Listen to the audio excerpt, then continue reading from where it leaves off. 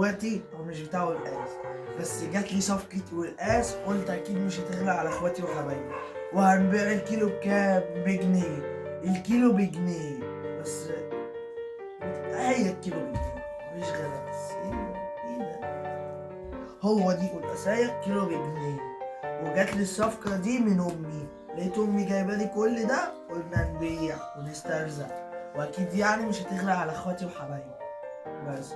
والقلقاس بجنيه.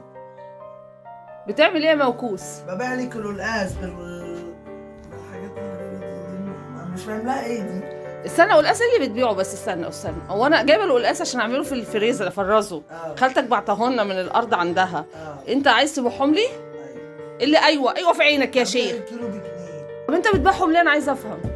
بصي يا امي، دلوقتي في واحد على التيك توك وعلى الفيسبوك مشهور حلو، اسمه الشاذلي، ده بيطلع ترندات حلو، بيبيع اي حاجه بجنيه، باع بصل وباع بامبرز وكشري حلو وباع جواكت وباع كل حاجه بجنيه عنده.